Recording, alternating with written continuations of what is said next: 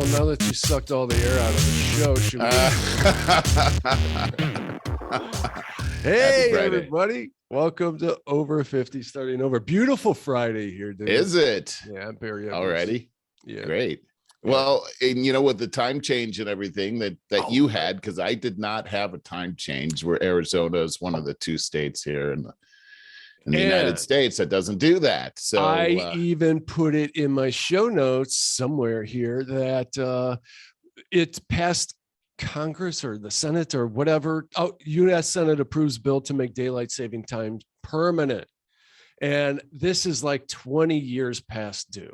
I mean, literally for 20 years, I've been vying for this. And the reason for it is, man, come November, when we switch those clocks back, like, first of all, leading up to it, I dread it. And then when it happens, it's so depressing. So yeah, this is going to pass, and we are all going to stop doing this manipulation with our clocks and all of the dumb excuses that I've heard for it. Like, well, farmers get an extra hour a day. No, farmers do not get it. Nobody gets an extra hour a day. You don't cut off a foot off the bottom of your blanket and sew it on the top and think that you got a foot longer blanket. It just doesn't work that way. I never heard that expression before. Ancient, that's a good one. American Indian proverb. Oh, is that right? Yeah. Wow. I mean, farmers don't care what the clock says. They're working from dark to dark at that time of year, you know? Yeah. Exactly. And then we hear about, so kids can go to school when it's light out. I don't know. We did the time change. I still walk to school in the dark. So that's not working either. Well, you know, what's weird is that the daylight savings time version of our time it's now. So this is daylight savings time. Supposedly the manipulated time, right? Yeah. This is the time we're going to stay on. Yeah. So it just seems weird that it's called daylight savings time. I guess it makes sense when you really think about it. But I always kind of think about it the other way around. Because that's the part I don't like the most, right? Right. I think that's the part most people don't like the most, is in the fall, the whole fall back thing. Yeah, losing an hour in the afternoon so you get it in the morning. Why? Right. Why? There's one advantage though in the fall back, because it's just like, I got an extra. You get an extra hour. You know what I mean? You lose an hour when you go to this, spring forward. It's like, there goes. You mean like of sleep? Yeah, for a couple of days until you adjust. Yeah. Well, it's all ridiculous. But the other thing is calling it daylight savings time, because yet another one of the excuses for it was that, the energy consumption, and we were in the so-called energy crisis in the 70s and stuff. Well, the truth of the matter is probably 85-90% of working people leave their house at 7:30 in the morning and come back at 5:30. Well, it's dark then. If you give them an extra, so, you're running the lights before you leave and after you leave. Right. And if you get that extra hour in the afternoon, maybe actually you're not running the lights for another half hour to an hour in the afternoon. And by the way, this is called the Sunshine Protection Act. It's funny how we got to create all these manipulative names for these kind of names, right? They should have added the People's Sunshine Act. You're right. Hey, and another thing, breaking news, is Lisa told me this morning, she goes, my God, did you see Arnold Schwarzenegger's video? His plea to Russia. Yeah, you didn't. It just broke this morning. It's a 9-minute video. And by the way, I'll tell you guys, if you're going to try to find it on your phone, forget about it. I tried that. That's what I tried doing. And really, all I was getting is your typical clickbait news stations showing a minute of it and talking about it. So I finally had to go on my desktop and look it up. And by the way, I will have the link for it in the show notes. And that's yet another reason why you should go to over50startingover.com and sign up for our mail list. So you get these kind of links, valuable stuff in your email box as it happens.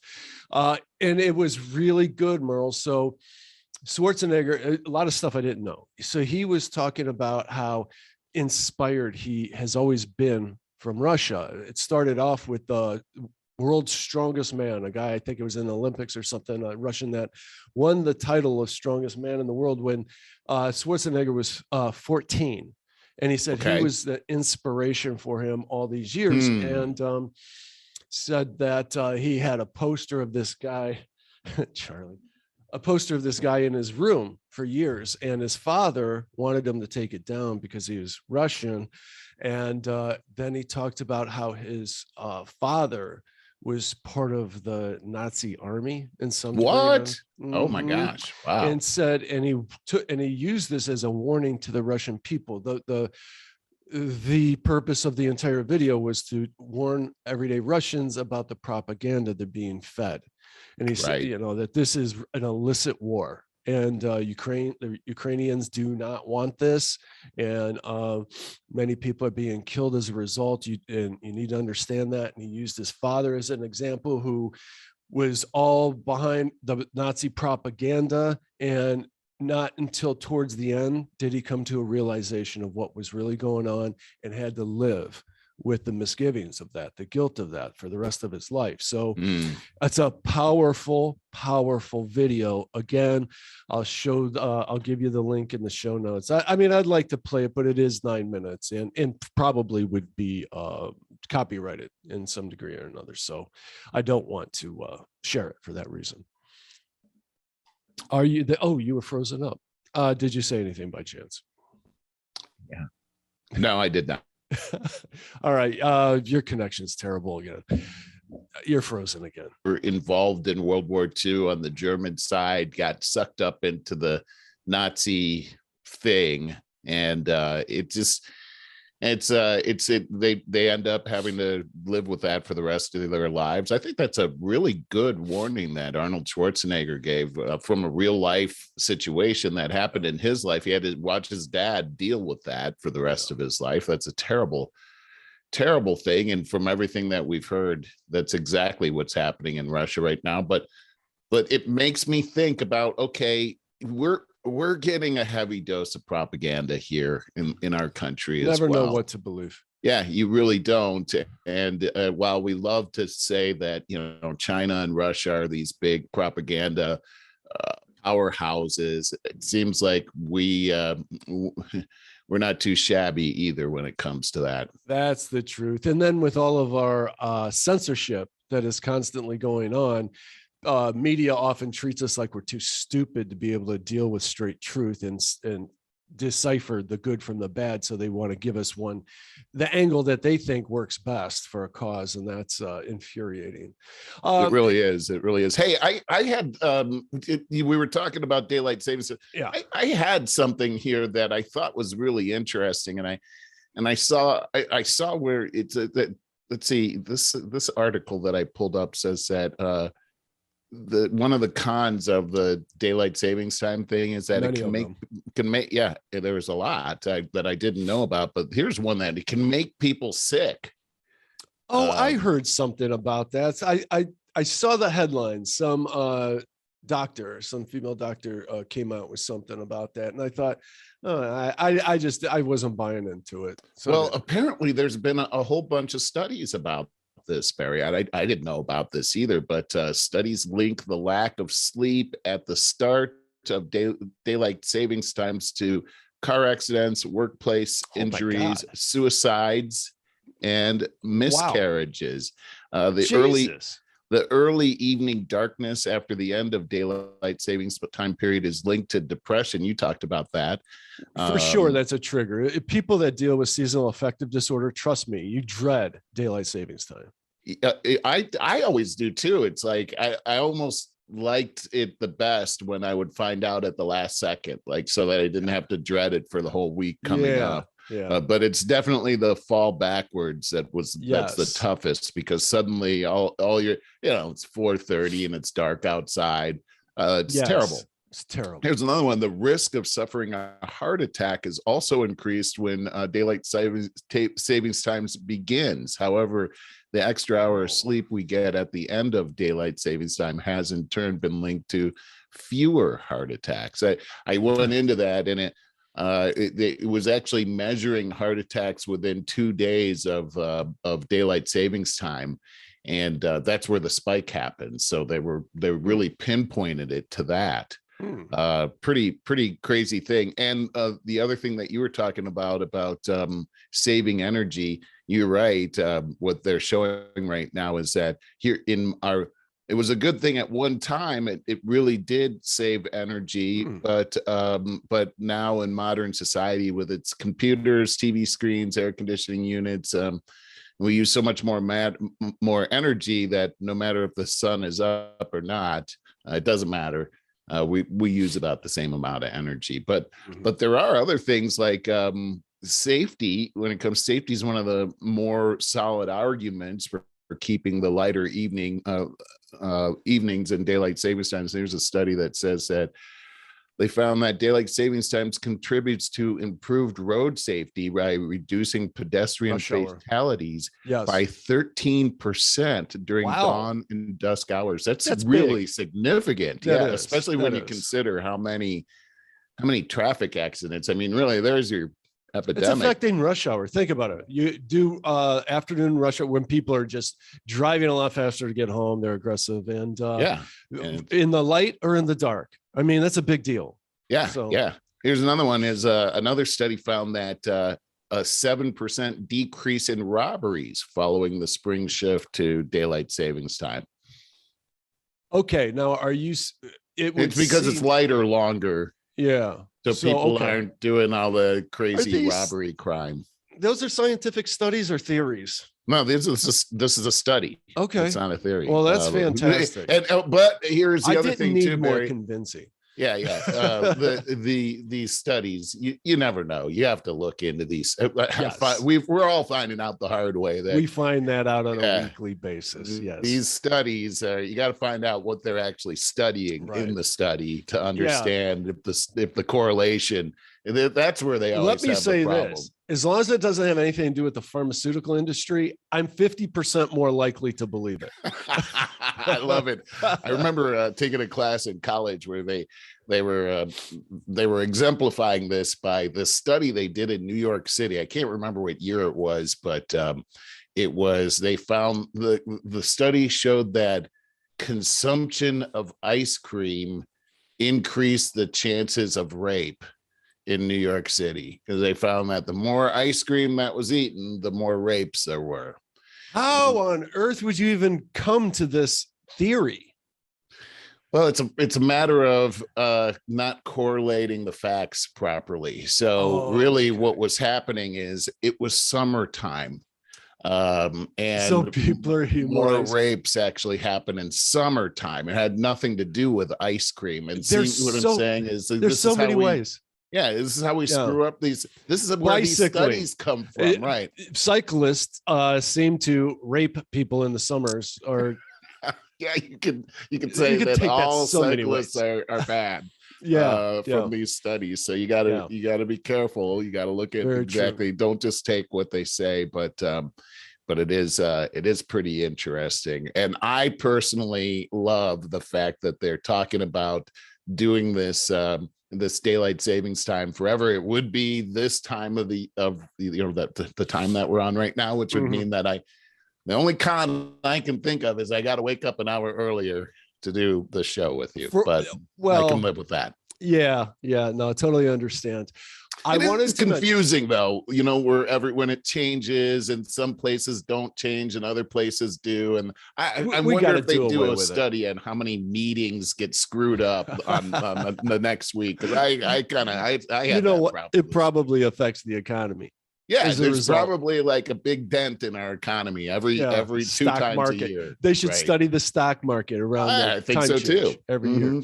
I wanted to mention that I don't even know if you know this, but Tuesday I did a special guest spot with Dan the Fireman again. Yeah, I saw a little portion of that. Oh, cool. Got a lot of good feedback on it already, and it only went out on Tuesday, and it was on the subject matter of it's tough subject matter, but that was a tough one. To decide what to do as your parent becomes a little bit more, I say disabled, needing of assisted living is what I'm trying to say, trying to find delicate ways to put it. And, even as we were talking, there's so many different scenarios. There's so many unique scenarios. We went through my mom, who lives in her own ranch house, but it's a ranch. So that's great. Yeah. And I've noticed her simplifying over the last few years to make things lower maintenance, such as she just had, you know this, that my brother and I tore out the old wooden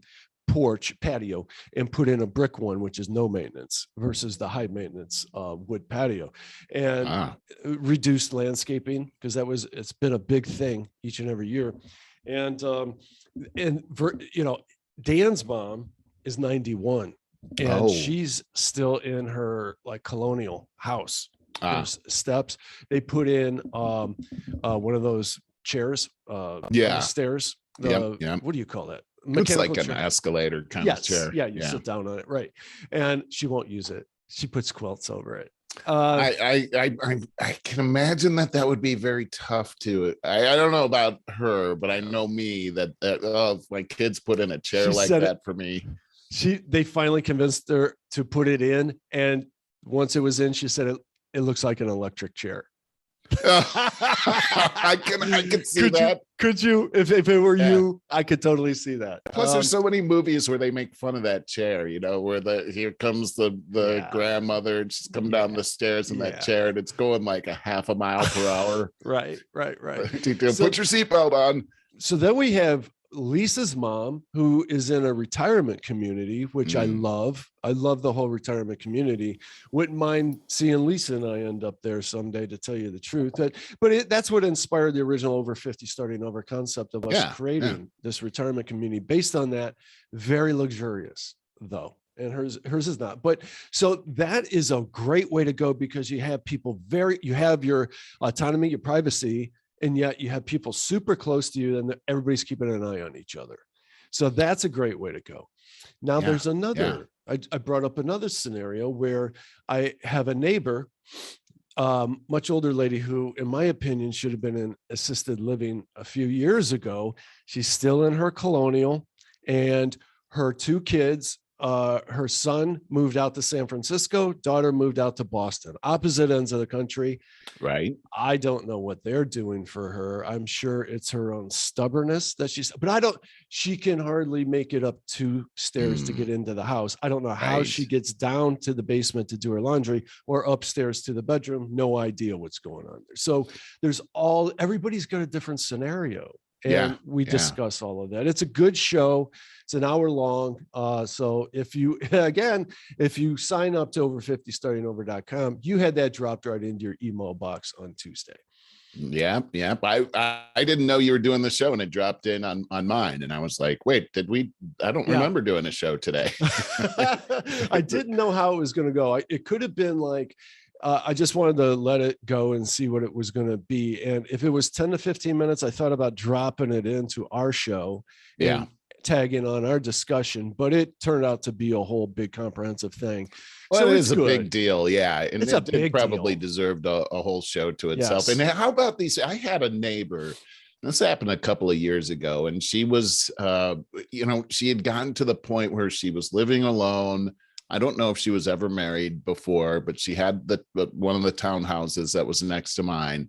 And she apparently was having some real serious mental issues and was a bit delusional about things. She took a disliking to me, and who could not like me? No, that's true. That's true. I was very nice to her and everything, but she thought I was a hitman, and she confronted me about it too, and I was like, what? Wow. She thought I was in cahoots with one of my neighbors. I didn't even know, but she told me about this, and she became quite threatening, actually. And I called. I was concerned about her, because this all happened and everything. And I thought, okay, she's in trouble. And I didn't know what to do. So I called the police and I asked them to do, can you do a health check here on this person? Because she's living alone, and I'm not the only one that this happened with. And they came, but they were very limited in what they could do. Anyhow, it turned out that about a year later, she passed away in her house. And due to what, do you know? Well, we don't know. I think, she must not have been very healthy. I don't think they ever did an autopsy. It turned out she had one sister that they hadn't talked in years, so there was no real family whatsoever. And when my neighbor went in, because what had happened was an event happened in our neighborhood. A fire happened, and normally Lana would come out. She's very, in everybody's business, and she didn't come out. And one of the neighbors had a key to her place and just thought it was weird. And the next day knocked on her door. No one came. And he went in there, and there she was near the front door. And she had passed away. And it turned out that we had like several, you'd been in my place. There were several different levels to the place. Well, she had kind of made her dwelling on right in that first floor landing, and really didn't go anywhere else. She had like a little refrigerator down there. I mean, the place was a mess. And she wasn't really able to take care of herself. And what do you do? I mean, you can't, how do you help people in that situation? That's a tough one right there. That is a real tough one. Dan kind of towards the end of the show came up with something really insightful, because I've heard about studies of how because we're not having as many kids these days, especially tax paying working adults, because they're so hard to afford anyway, that and the baby boomer generation and our generation, we're going to have the oldest society in all of history ever soon. Yes. Which means we have less working people to support society. And we have all these dependents on society. Right. That's exactly right. But Dan said, assisted living is so expensive. And it's a big deal. This whole conversation is a big deal. And he said what we should do is actually grant really significant tax credit for people that take in their elderly and take care of them. And I think, that is really insightful and the right way to go. It's just, can we count on our government to do the right thing? For once, when it comes to tax credits or anything to do with taxes, the middle class is always getting screwed. It's true. And, it just seems like that the older generation is always the one that gets the short end of the stick, because from a government standpoint, they're not making any money. So they kind of get put to the back of the line on these kinds of things. So much money in taxes their whole lives. So, right, exactly. But it's not that we're going to solve this today, but that's a pretty tough one, man. Again, it's a good podcast. Check it out. Dude, good stuff, man. Way to go. I wanted to just bring up a couple of things from last week because it was really fun. On the after show, we briefly talked about two really interesting things. One, the Merle Mirror. You said, now you go, Barry, if we constructed a mirror, 100 light years away, mirror, I love it, in space, and I was thrown because I was thinking about the traveling part. Right. But so so you said, if we traveled 100 light years out in space and put up this giant mirror on this star, and that threw me too. And then, so we're on Earth and we see our reflection. Would we be seeing 100 years, 100 years in the past, or 200 years? I was initially thrown because I was thinking about the star, and I was thinking about the traveling aspect. And I was thinking about, well, we're traveling back home and we're looking in this mirror. Do we have a telescope? I'm thinking all these confusing things. Yeah. Let's simplify it. There's a mirror 100 light years away. It's so big that we can see ourselves. Yes. Are we seeing ourselves 100 light years away? Are we seeing ourselves 100 years in the past or 200 years in the past? I think it's 200. It's definitely 200 because it takes our light to 100 light years to get there and hit that mirror, and then 100 light years to come back. We would be seeing 200 light years in the past. That's fascinating. I think so too. This is a form of a way to actually time travel time, and we can see what happens at that time. Like I always think, okay, put one 1,000 miles away, and now I'm able to see what Jesus was doing when he 1,000 light years away is 1,000 light years, right? Exactly. That is fascinating. So then we have start to go back in time to get that up there Yeah. So we were talking about the theory on time travel in general as well. Yeah. And I said, one of the big theories, a lot of people will say there's time travel is impossible. Otherwise, we would see evidence of people in the future, irrefutable evidence of people in the future right now. And one of the biggest arguments against that is, no, the portal has to be built first so that somebody could come into this portal from the future. And so there can't be time travel until the first time machine is built. And then I have also heard the theory and have thought more about it. And I wanted to, maybe you've thought about it too.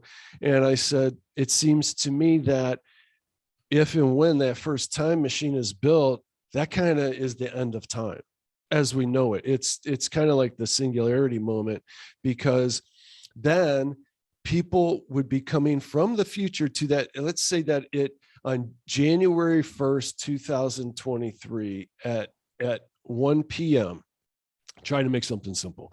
January 1st of next year at 1 p.m., somebody builds the time machine and it works.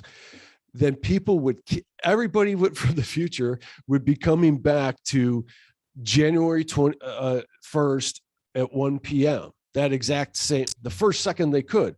And so they would bring all the stuff that they want and more time machines and proliferate them around or whatever else there is. But an infinite amount of technology or maybe awareness is shared with us that comes back to that very moment the first time machine is built. I would think that it would be the end of time as we know it. Don't you think? There would be this whole circular thing that was constantly happening, because every time somebody went back into the past, they would change the future. And so your future would constantly be changing. I don't know. Right there, you blew my mind. Yeah, right. Yeah. It's so reality. It almost would be like reality would cease to exist. Yes. And that gets into the theories that nobody seems to be able to put a finger on, is if you change something in the past, does it change the future or does it create a new timeline? And nobody can say something. Multiple almost. Well, I think there's infinite timelines. It's interesting because you go back to the whole string theory, and there's all of these different realms that are happening at the same time. And I believe, according to the Bible, I believe that that's a reality that we're dealing with right now. There's an unseen world, a spiritual world that's just as real, maybe even more real than the world that we live in right now. And they coexist. And not only that, but there is a traveling between the realms. When we die, we go into that other realm, but angels can come in and out of that world. We talked about this before as well, is that according to our Bible, that God lives outside of time, but is the master of time, the creator of time. And I almost look at it like, from his perspective, time is almost like an object that you could enter at any time, because the beginning and the end have already happened. And so something like the Matrix, where we're here on Earth, and as a Christian, it says in the Bible that I'm actually at the right hand of God right now in heaven, but I exist here at the exact same time. Because it's hard to comprehend this, but there's two things happening at the same time. I exist in two places at the exact same time. To your point, there are different realms that we could be living in.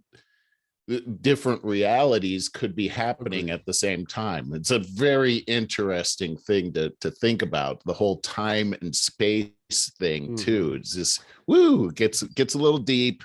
It does, but it's a reality that we can see, and we can also see the distortion of time as well. It's a simple thing. When something's really exciting, time flies, but when something is really boring, time drags on. That's so we can distort time. There's other ways to distort time as well, but or like when you sleep, Or one time I remember I had surgery, and they put you on that general anesthesia. It's like they shut your brain off like a computer.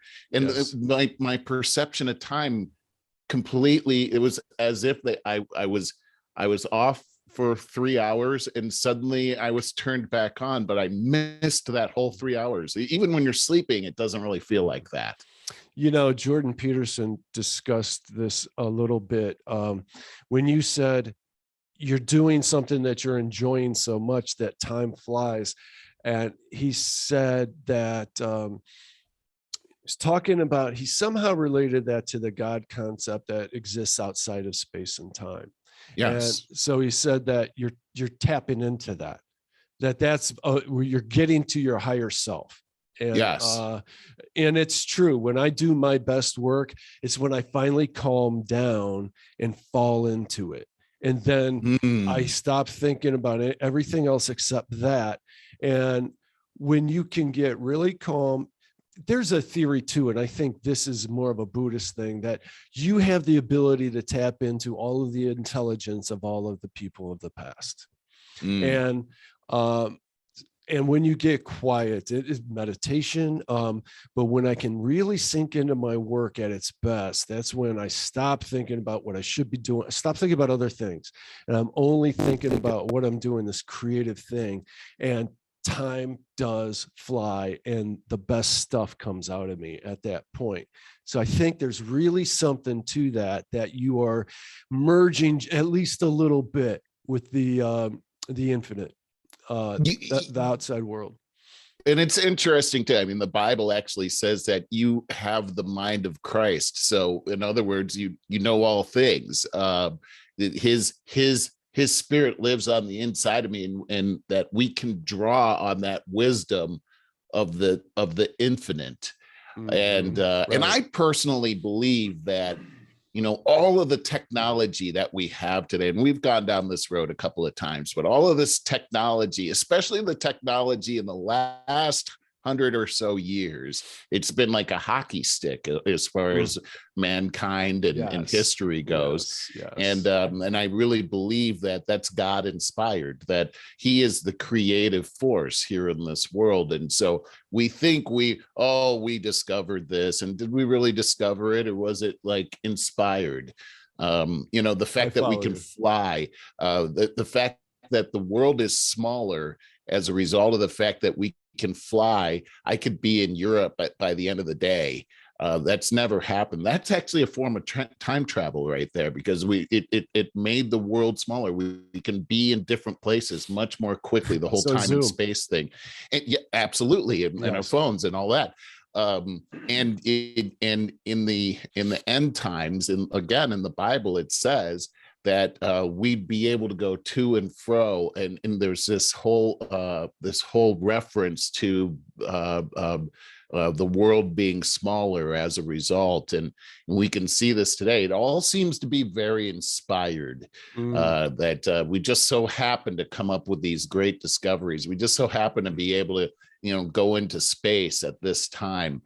It's very interesting. And then when you add the whole UFO thing in there, I thought I'd throw that in there as a zinger.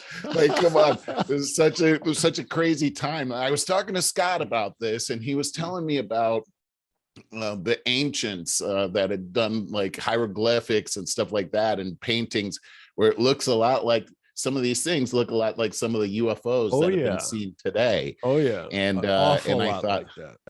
And I have my thing is that I personally don't think that there are aliens or life on other planets, because I believe that the universe was made by God, and according to the Bible, it said he made it for us, and so therefore I also know that that it could be a spiritual force that's happening here, angels and demons. I believe in those things, and that they can appear as light. And if they're appearing today, which I kind of feel like that could be what's happening, then it's the same entities that are here today that were here hundreds and hundreds of years ago, because they're ageless. So it would be the same thing. It kind of proves my point. but who knows? It's No, all I agree with speculation. you. You made me think of a lot of things. For one, I've been a little bothered. I've seen of late, and it's been going on for a while, but watching some comedians on a Netflix special or something like that. It's kind of been a common popular thing to do something that throws some, I hate this expression, but for some reason it's the only one that comes to mind, throws some shade at religion, Christianity. Mhm. And 3/4 of the room erupts in a big cheer. I always wonder why. Anti-Christian. Yeah. And it really bothers me because I'm not a Christian, but I have a totally open mind to it. I see a lot of benefits. I also see the where it's been manipulated for horrible wrongdoing. Yes. I see all of that. All these truths can be accurate and valid all at the same time. Yes. But we're in such a day and age where people have to pick their side, their one truth, and have to champion that. And right now, the majority of people feel a little superior by dissing Christianity. I think it's a horrible thing. It really bothers me because there's a lot of good. Oh my God, an entire huge infinite amount of good that comes out of it. Faith itself opens up doors that we can't even scientifically put a finger on or measure. Faith just totally, I think it warps reality to a positive faith in a big way. That's the secret as we know it. In quotes, the secret. So I'm bothered by that. There was something else. What were you talking? Oh, about the UFOs. So right. I tend to believe, and I don't know, you could be totally right with what you said. It could be people, I don't know either. It could be beings from another planet. I don't know. But I tend to believe that it is our future selves that have merged with technology. Yeah, I was gonna go to that too. So my mom told me about an experience that she had where she saw a UFO. Well, what is a UFO? It's an unidentified flying object, right? So we don't know what it was, but I was like, because we were having this conversation, and she says, well, I saw something one time, and apparently she was at a drive-in. I have no idea how old she was. It must have been maybe as a teenager, and she was with a friend, and she saw some kind of object in the sky at night and light and all this stuff. And I was saying to her that, what if that was, it says in the Bible that Jesus is light and that we're made in his image. And so that we could possibly appear as light in the future. And what if that we had from heaven the ability to go back in time and look at things like, I want to look at this. And that's the form that we travel in. And what if what you saw in the sky was you observing you? That could be, man. It could be like the avatar, future self. It's an avatar that you're sitting in your matrix-like bedroom there, all wired up to something, while your avatar is bouncing around in one of those tic-tac UFOs. Because and here's the other thing too. The thing that I always think about is these things are defying the physical laws of physics, of physics, right? Yeah. And so it has to be otherworldly. Like it can't be from this universe, because the universe has like speed limits. You know what I mean? Like yes. And so this has to be coming from a different realm. Or it's bending space and time. Remember that fast. Now I'm remembering. Yeah, I know where you're going. Go ahead. Yeah, one of my favorite podcasts we ever did was when we talked about Bob Lazar and his experiences, and they were so defined. It's kind of hard to dismiss them.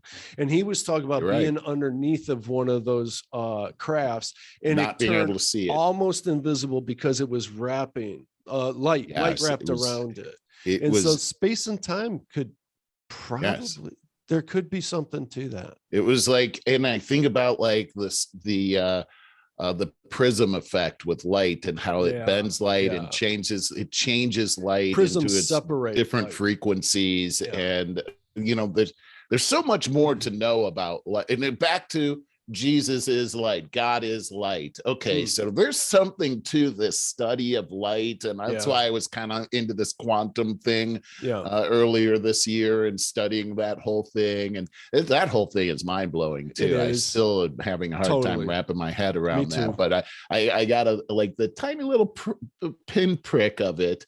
And that's about what I know. And then it kind of slips away. Yeah, and it's almost like waking up from a dream. It's like, oh, I had this great dream. Now what was again? It's exactly like that. I go through that all the time. I have been sitting on this article all morning here, the 5 secrets to getting hired after 50. Ooh. And I'm wondering if maybe I should just save it for next week, because we've been on a tangent all over the place. What do you have an opinion?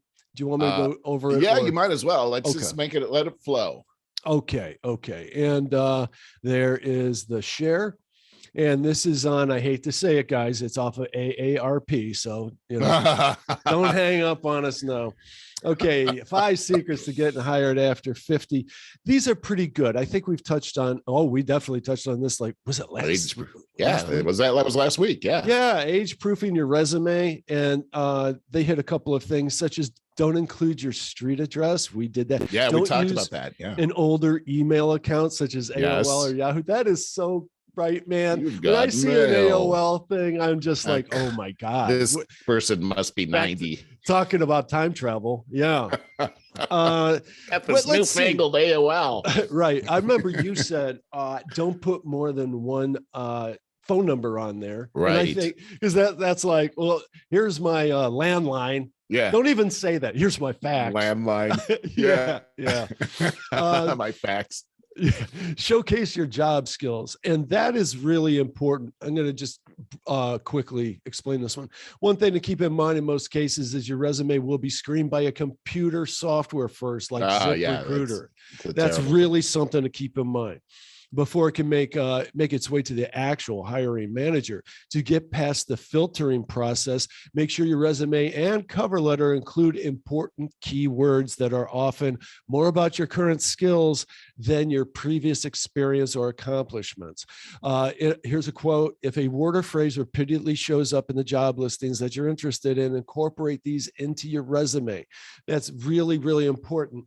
And oh God, what just slipped my mind that you mentioned last week that is along these lines. Oh, it slipped my mind. It was really important. Needs to be repeated.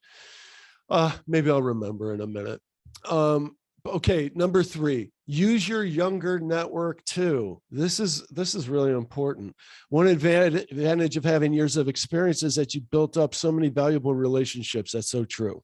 But sometimes it's not just the colleagues you've known the longest, but younger coworkers can also help you connect with jobs and keep you informed about the strategy job seekers of this age group are using to get hired. That's good advice. Yeah. Very important. Right. I could see how they could be overlooked. Oh, for sure. We kind of get into our ways and kind of lose touch with some of the new things going on, such as the realization that your resume is being screened by automated software. Yeah. It's all AI. Mm-hmm. So it's really important to focus on the keywords and talents. I know what I wanted to bring up is that you and I bantered back and forth. What you were reading, don't include things like, I know, the Microsoft suite of stuff. Word and PowerPoint. Lisa said no. Lisa's like, I vehemently disagree with that. Yeah. And I totally got her point. She goes, in my case, I'm working with people, somebody can know PowerPoint or whatever, but are they good at it? Are they an expert? And it's all the difference in the world. I also know someone that I think recently lost their job because they didn't have an expert level prowess at that. So you should state that if you're not just know it, but if you're super proficient at it, and maybe state some accolades or something. If you Yeah. So I thought that was that's a very interesting perspective. And remember my article that I was reading. I mean, I don't know these people. They sound like yahoos. They're from over 50 starting over .net. .net, not .com. That's us. They are copycats. Yes. Yeah, it was good though. It was good. I thought it was good too. No, it's good. It's great debate because nobody's going to be 100% right here. Everybody's going right. to, it could be that you do everything opposite and land the job of your life. It could very well be. Okay, on to number 4. Market your mentoring skills. And this is important. And I hadn't thought about this before. I haven't either. Yeah, with people from as many as 5 different generations in the workplace today, that's an eye-opener. Wow. One way you could increase your appeal to employers is by marketing yourself as a mentor. This is so important. Brilliant idea. I was doing that back when I was in my 20s at an agency because I was the first one to learn this new computer software. So I made myself valuable by training other people on that. But you can take that same philosophy and do that in the workplace. Like I could now market myself and say, hey, I'll be your senior graphic designer. And I'll set some systems in place and train people on how to do it and coach somebody up to continue to work their way up the ladder, replace me and so on. And create that process. Yeah. All right, let's go to number 5. Polish up your appearance. Now, this is funny because the older we get, I'm speaking for myself here, the less I give a damn about what people think about how I'm looking. You know, I used to be so conscientious. Like, did I wear this shirt this week? You know, I don't. I don't care about things like. Okay, let me just explain this one a little bit.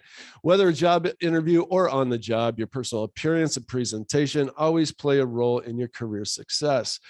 Older workers have real reason to be concerned about what others think about their looks. According to some research, once hiring managers were able to interview applicants face-to-face, they were 40% less likely to hire older workers than younger with the same skills. Really? Yeah. You know what? This reminds me of, we recently, a year or 2 ago, went to a wedding and I pulled out my old boss suit, you know, that I pull out like once every 3 years to wear to the wedding. And to my credit, it still fits me 30 years later. Yeah, that's great. I did have the realization. Really, it's 30 years. Wow. Yeah, it's a boss suit, man, high quality. But I did have the realization as I'm looking around, you know, everybody younger has their skinny dress pants. You know, there's a different style totally. Yes. And I got these like regular straight leg kind of pants. Right. They're different. Now, I do have a couple pair of dress pants that are more tailored, let's say. So they're more current. But if I pull that thing out for a job interview, people are going to like look at that and say, he looks a little older there. It's going to, maybe without even consciously thinking about it. Right. Don't wear a zoot suit to there you go. So there's some tips there. And that's good, man. We got through that pretty quick. So that's good. I got all kinds. I got something I really want to talk to you about. Okay. And this is kind of going into, I got some good current event stuff. This is yesterday, Merle. Listen to this. Governor Mike Dewine signs law eliminating requirement for concealed carry gun permits. You do not need a permit to conceal and carry. You don't need the training. Wow. Yes. I don't think I like this. I'm not a gun owner, but I'm pro-gun. I think I should have a gun, and I think I should be trained on how to. I just haven't gotten around to it, because I don't like guns. Really, is the reason why. It sounds like a part-time job to me. Let me just read this little bit right here.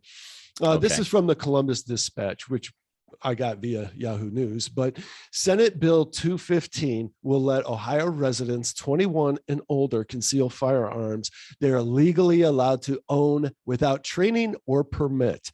Oh my God. It also removed the legal requirement for gun owners to tell police they are armed when stopped. Law enforcement will have to ask, and lying about a concealed weapon will be a misdemeanor offense. Okay. What do you think about all this? First of all, isn't this shocking?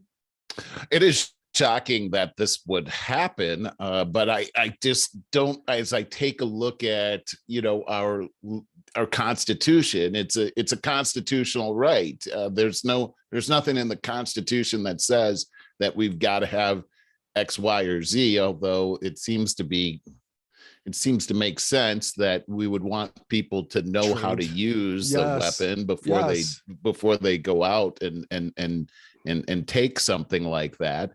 However, you take a look at states like Texas that legalized concealed weapon carrying. It's the exact same law. And this was probably about 8 years ago now.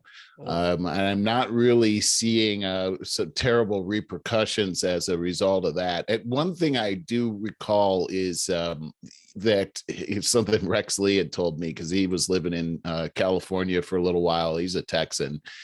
And so he got interviewed on the news one time when there was this freeway shooter out there, and they asked him, well, you're from Texas, what do you think about that? And he says, well, there's a reason why this kind of stuff doesn't happen in Texas, is because as soon as somebody does that, everybody on the freeway will stop and return fire. Which, there's something to think about. I agree with that. Yeah, if you're gonna, even if they're not trained, the fact that they have a weapon. You're probably not going to mess with that. And I think that's the biggest part of that law. Isn't necessarily the training part, but it's the part where if you're a criminal, knowing that anybody could be carrying a concealed weapon is a deterrent in itself.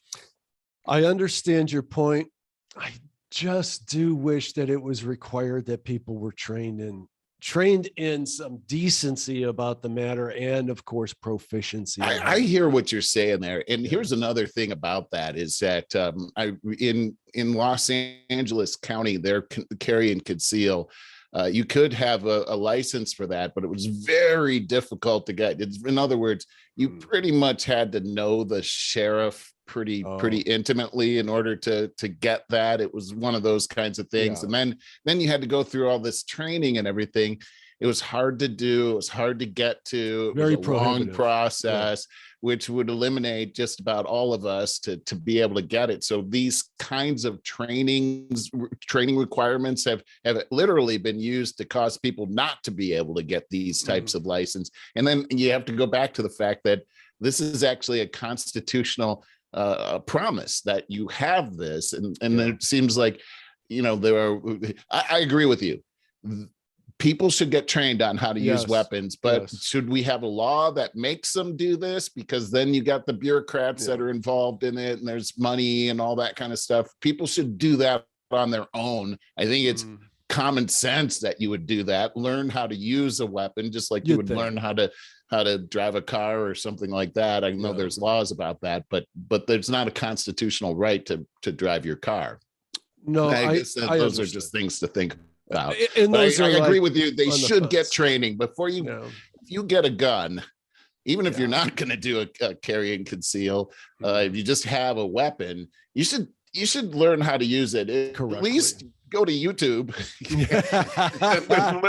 There's some good stuff on YouTube, by the way, regarding this kind of stuff. This does make me wonder, though, and I'm not going to waste my time, but it immediately made me wonder if Dewine is getting kickbacks from the NRA. As they love this. Oh, and they came out and did something happen to because this seems out of the blue. It did to me. I just saw it on, I think it was the morning news yesterday, and I was like, whoa, wow. Hey, this has nothing to do with anything except that I said what I've seen earlier this week that floored me. All right, you're not going to care, but Lisa's not going to. Lisa's going to hate me. But Cleveland Browns were pursuing earlier this week Desean Watson, who's a great quarterback, but who was suspended all of last year because he has 24 allegations of sexual misconduct against him from masseuses. Oh, yeah. Did you say 24? Yes, different people. And so that seems pretty freaking credible. But I think the charges were dropped for the most part. So anyways, he's back on the market, and there's been 4 different teams pursuing him. And I've never been one. In fact, Clevelanders in general never want the low character guy. And we got Baker Mayfield, who is a great quarterback, but suffered an injury that really hampered his play this season. And My buddy JT, I think, hit it on the head. He goes, this stinks of Haslam, the owner, meddling into things again, which he did before. And so now yesterday it's announced that the Browns are out of the running for landing Watson. So what they do? They killed their entire relationship with Baker Mayfield, who just asked to get traded. I heard he was on the market before this, though. Those are rumors, and I tend to believe JT that this is the owner meddling into things again. He's the one that gave us Johnny Manziel about 5 years ago, if you remember that clown show. Oh my God. So I think, because we kind of have a good feeling for Kevin Stefanski, the head coach. I don't think there's any way that Kevin Stefanski wanted to part ways with I was going to say Manziel, with his starting quarterback. Right. No, this is the right guy for the Cleveland Browns. Cleveland Browns is a tough nut to crack. There's been this curse, you're right. To battle and all this stuff, and Baker Mayfield was a one for that, and now it looks like the entire team is ruined as a result of this meddling, and I'm really fried about it. In fact, the fan base is like, you could see all the comments and Twitter and everything. The fan base is just fed up. Well, if Cleveland is looking for a quarterback, Colin Kaepernick is available. I know it's funny. It's funny. It's hilarious. But Kaepernick said that he had been staying ready over the last 5 years since leaving the NFL amid the controversy over his choice to protest during the national anthem, which is mind-blowing. Apparently, he just had this workout that he put on Twitter, and he's getting all kinds of flack here. I bet he is. He says nobody wants him. He says, I'm really grateful to my trainer who I've been throwing to all this time, but man, I do miss throwing to professional route runners. Who's working? I'll pull up. Well, now the reason he's getting all of this pushback is because he did that Netflix special. I don't know why anybody would be reluctant to hire you after you did a Netflix show accusing them of slavery. Someone tweeted back to him. They're like, this is the whole thing.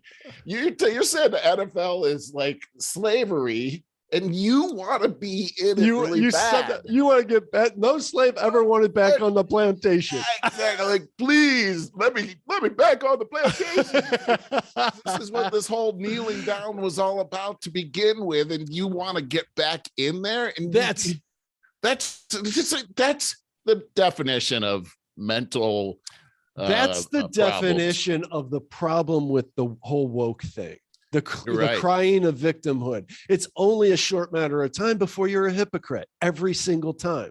You're exactly right. And that brings up the Jesse Smollett, another person along those same lines here. So this week has been so crazy because as you know, last week he got 150 days in jail. 1 week later. So he's out. He's out of jail now. And so he leaves. We were talking about this last week. He's leaving. He's yelling out and putting his fist in the air. I'm not going to commit suicide. I'm not suicidal. Because he thinks he's that important. And I said, him going out like that made him seem extremely suicidal. And guess what?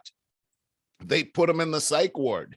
He should be in the psych ward. He was in, and not only that, they put him in bed restraints. I heard that.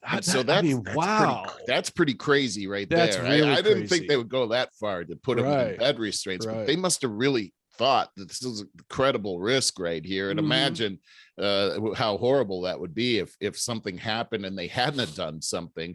But then I see another report leading up to this release of Jesse Smollett, where Smollett's brother was saying that, he's in a psych ward. That was big news. And then he says that the jail received a threatening phone call talking about harming him with rape with a broomstick. Which apparently the brother felt that was very credible, and that apparently something like this had happened before, where a prison guard had done this to somebody. It was a horrible thing. And so they were saying, this guy's in danger. He's black. He's gay. We got to get him out of there. It's an emergency. So they figured out First his of all, I lawyers. got to stop you for a minute. The whole crying black thing again in prison. What percentage of the population's black in prison? Yeah, it's a I lot. think he's It's okay. big. Yeah, I've been hearing that repeatedly. Even black and gay. I mean, there's a lot of that going on in prison. So it's not like it's all this it's not like victimhood. he's like a special case or anything like that. Yeah. So none of that flew with the judges that were deciding this. That's not why they decided.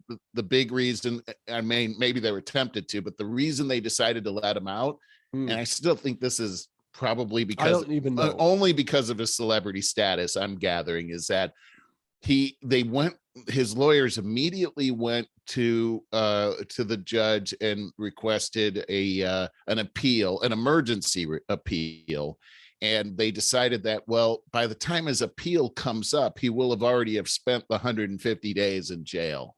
So they're going to let him out on $150,000 bond and on his own. He can be on his own recognizance until that appeal comes. So he's up. likely to go back and serve his time. He is likely to. And, they're all coming out and saying, oh, the lawyers are saying the judge was, politicizing the whole thing, and look how mean he was. Look at that speech that he gave. It was all political. And I'm thinking, okay, whatever.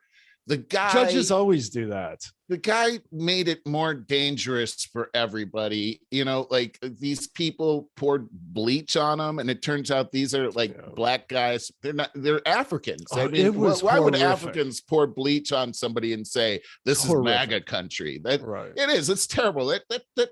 That makes it so when something real does happen, there's all kinds of suspicion about it.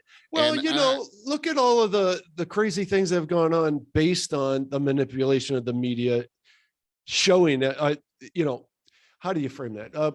What was the worst one? That really didn't happen. The whole movement was based on hands up, don't shoot is I couldn't think of it. Yes. Yeah, the whole way that Black Lives Matter started was based on a complete fabrication. Yeah.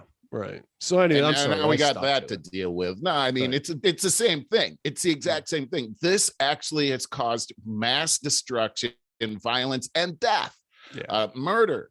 And this is what Smollett was a part of. And not only that, we have people were trying to help him with this as well, a la CNN and several other celebrities, and Kim Fox, the district attorney up in Chicago. All these things, Oprah Winfrey, they're all involved in this. And this is a really terrible thing when we talk about how important it is to minimize racism. This actually pours gasoline on racism. This is a terrible thing. He's guilty of a terrible crime. I think 150 days, he got off easy on that one. But of course, it's never enough for these people. Right. I got something, a current event here that was probably last weekend, because it's not fresh in my mind, and it's part of my woke watch. I love it. Woke watch. You should have an icon for woke watch. I should. Yeah. You know what? What would it be? Because there's got to be something here. Yeah. You can come up with. Oh, you're going to love this one. And you're going to know about it too. Jen Psaki calls Florida's Don't Say Gay bill horrific, a form of bullying and discrimination against kids. This bothers me. Psaki was asked about Florida's parental rights education bill on Wednesday. Critics have called it and this is such a misnomer. Yes, Don't Say Gay bill. Said it would cause grave psychological harm to young LGBTQI. What's I? I don't know. They keep adding more. It's the alphabet, people. It's the alphabet. Yeah. A reporter questioned how Biden could square his vocal opposition to the bill with his support for anti-gay measures as a senator in 1994. That's funny. The legislation passed Florida's Senate on Tuesday and heads to DeSantis now. The popular Republican governor has indicated he would sign it into law. And I just wrote down here, do these so-called progressives ever consult psychologists? And in particular, child psychologists? Because I don't think so. No, this is all just trying to incite people with their feelings. And look, you got these kids thinking about these confusing sexual thoughts, matters at this young age when it should never cross their minds at this age. They're just really forming the very basics right here and now. This is sickening. I think it really is. This whole thing, just calling it the "Don't Say Gay" bill. First off, there's nothing in the bill.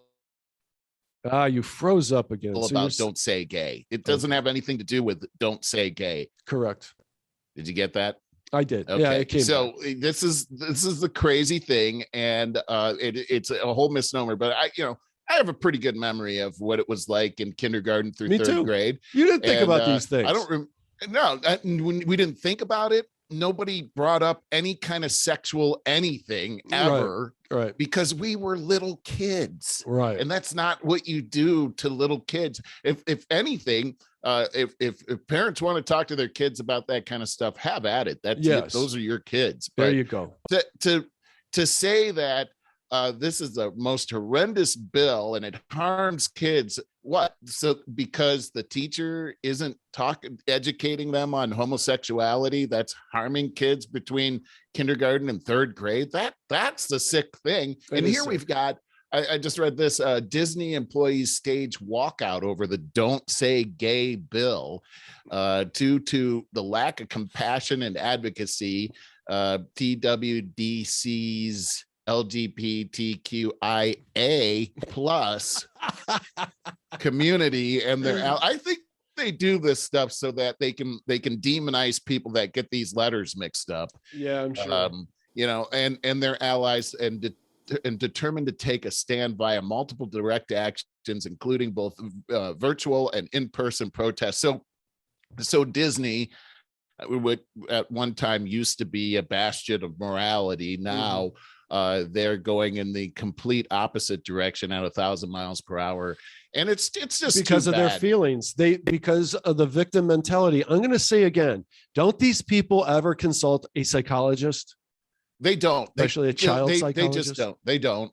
No. They have their own agenda. But it's hard to see where the means to an end is. What is their end game on this whole thing? I think it's just that people are so comfortable now and had their participation trophies, and that they have nothing left to do but examine their feelings. And they've been trained. They literally are always rewarded for finding victimization. Remember the story, just briefly, I told you about the Airbnbers. I got bamboozled and a kid had a party at my house via Airbnb. And I discovered, as I'm pulling things back together, that they hid my little tiny bust of David, Greek statue. And on the other side of the wall, I had this African art. And they put both of those in a box in a back room because clearly, I mean, you could see this unravel. Clearly, somebody went, "Oh my God, that's racist and that's white supremacy," and they got all this, all these accolades for finding something to be offended about. That is the generation we're dealing with now. Did you say you had a statue of David? Yes, Greek, and they Greek got rid of that too. Yeah, right. So there was it was this, I'm sure, the symbol of white patriarchy, and then my African art. And I took a class on African art in college. I loved it. I love African art. It was a wood carving. It's beautiful. And they hid that too. Yeah, because that would have been racist. That's who we're dealing with today. Everything's racist to them, dude. 20 years ago, 10 years ago, if I wrote that down and said that this is going to happen, you would never believe me. You would think I was crazy. No, but it's interesting because you got David and you got the African art, so it doesn't matter. You have white or black. You're racist. Yeah, I got both. What the heck? What can you do here? And that's something. Hey, you want to lighten this up and put this to bed? This has been a really fun one, so it's hard to put it away. I got a really good lighter side story here. It's real brief. Mail carrier shovels snow for disabled veteran.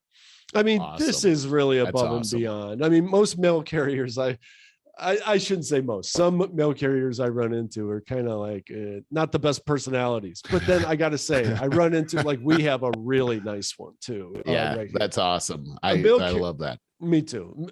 First of all, if the weather's halfway decent, I think they have the best job in the world. I really and when do. it's not, they have pretty much the worst job in the world.